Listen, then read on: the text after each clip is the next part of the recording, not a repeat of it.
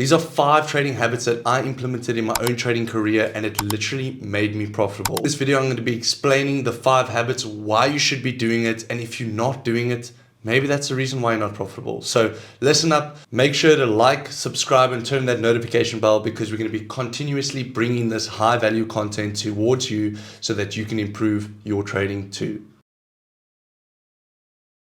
Now, habit number 1 is not even actually considering the charts. Habit number 1 is actually getting in the gym. The reason why this is so important, trading is a performance game, and if you're not at your peak performance, you tend to start to make mistakes. Going to the gym or getting exercise does not only help your body, but it helps your mind. Other than that, it also helps you build discipline within yourself. If you can build really good discipline, going to the gym or exercise every single day, your discipline towards the charts and your trading plan drastically improves. In reality, even I can say when I stop going to the gym or I become lazy with it, I can see my discipline in my trading start to slip. I start to disobey my rules. I start to take stupid trades, and I'm not sticking to my plan. And I mean, the saying goes, a healthy body equals a healthy mind. So why not start now? Gymming with a partner can also hold you accountable, as trading is not meant to be done alone. Believe it or not, if you look at Wall Street traders, any Wall Street trader that is making millions of dollars a year,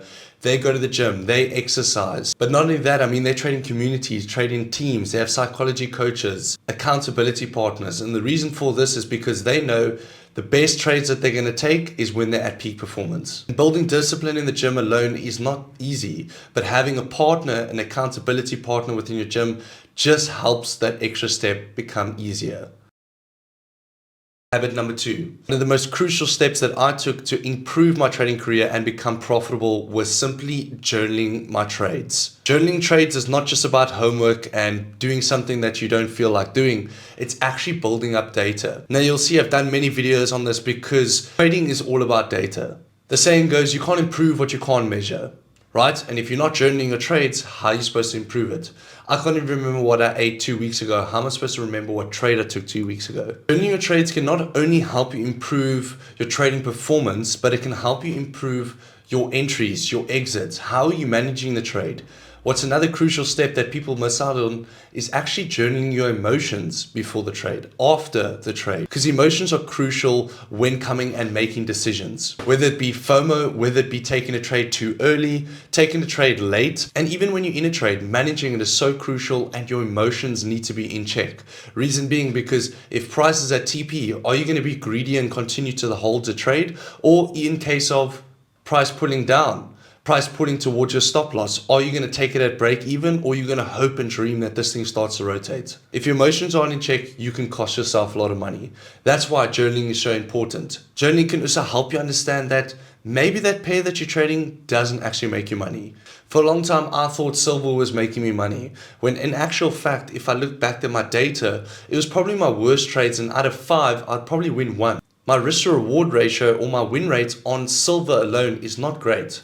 So with the data and journaling your trading performance, you can start to identify areas that you know that you might think you're making money, but it's actually losing you money. Where in fact, Euro USD or US30 were probably my top pairs, and I should rather just stick to them. It will also help you stop making the same mistakes over and over and over again. Yes, when we take a loss because of a mistake, we tell ourselves we're not going to do that again. But 2-3 days later, we didn't journal our trades, and we look back at it and we did the exact same thing. So journaling your trades is probably one of the most crucial habits that you need to take part in. Otherwise, you're not going to see yourself a profitable trader. And that is the truth. If you look at any profitable trader, every single one of them will say journal your trades.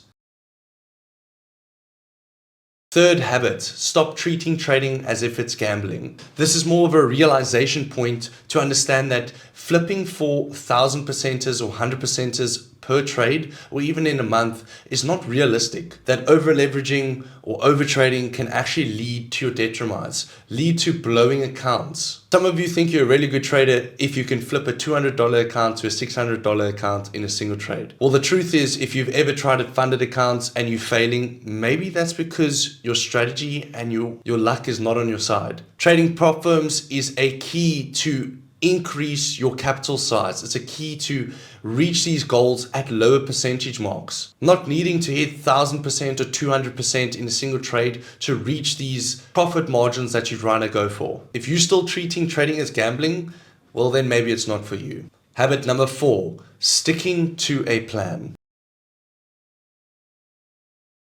When sticking to a plan, it doesn't mean you're jumping between 15 different strategies.